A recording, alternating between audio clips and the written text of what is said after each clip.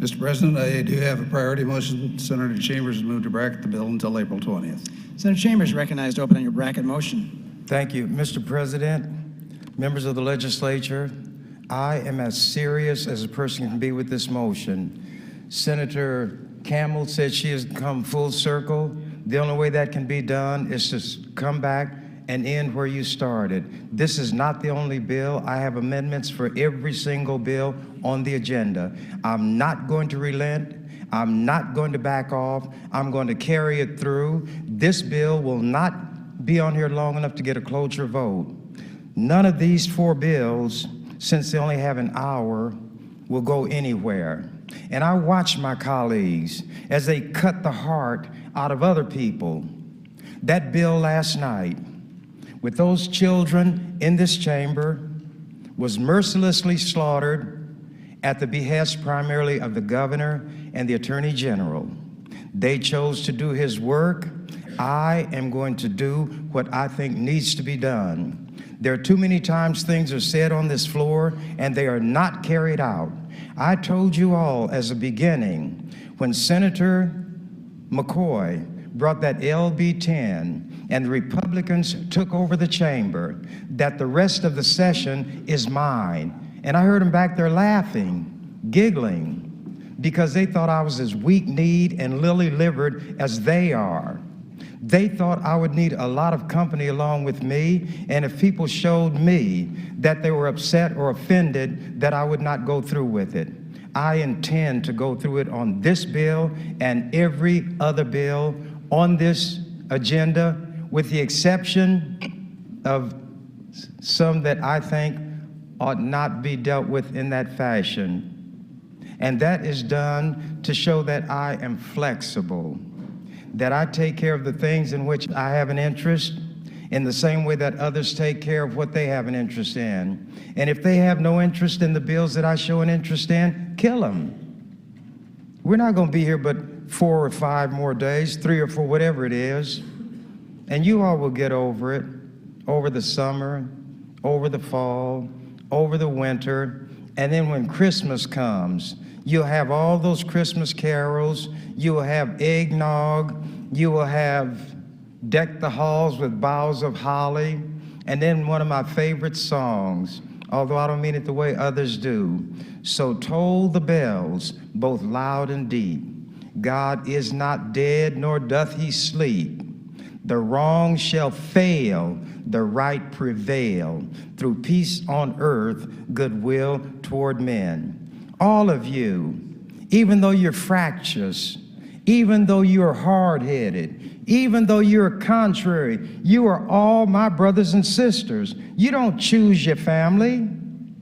And by virtue of the fact that I'm a human being, I'll accept what I've read in various places, the Bible, literature, what psychologists, psychiatrists, paleontologists, anthropologists, I could say arthropologists, but those would be certain animals, and I don't know that they've undertaken a study of science, although Senator Keene was telling about all his scientific background, but nothing that he said convinced me that he was an authority on that bill last night that he helped kill, and he carries messages for the governor, as do others on this floor.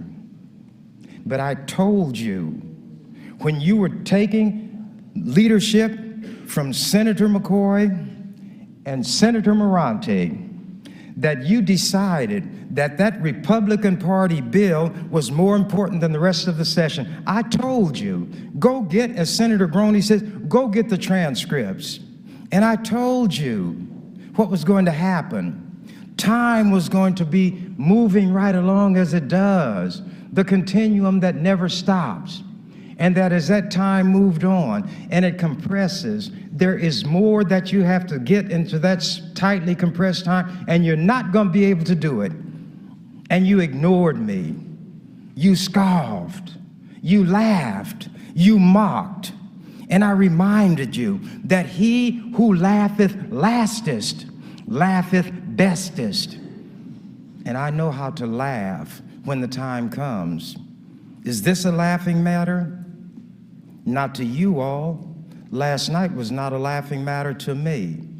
I deliberately left this floor and stayed in my office because I knew what I would say up here when I saw the hard-heartedness and watched the fingerprints and the footprints of the governor and the attorney general stomping a bill into the ground, and these senators didn't care. Then they think that something that does not go directly to the welfare of children means more to me than these children. And if I can call you all my brothers and sisters, I can say every child is my child, and you shall pay.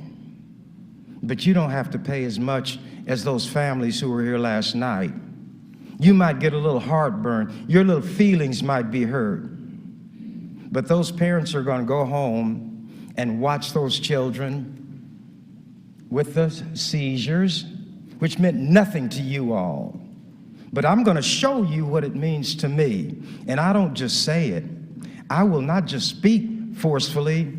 I am an integrated being. I have a mouth with which to speak. I have ears with which to hear. I have eyes which not only see, but they perceive. And I have a brain with which I think. And I know what I'm doing when I do it. I'd never be able to plead insanity because I've established a record of having thought long and deep before I take a very serious step. But I didn't have to think long and deep about this. All I needed was the appropriate provocation, and it came.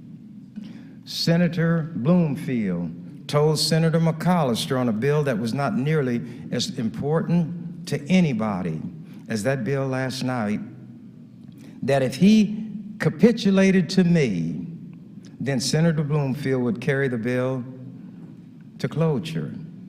Last night, you all carried that bill to cloture. You did what you thought you ought to do for whatever reason, and I am reciprocating for a better reason. The wrong shall fail, the right prevail.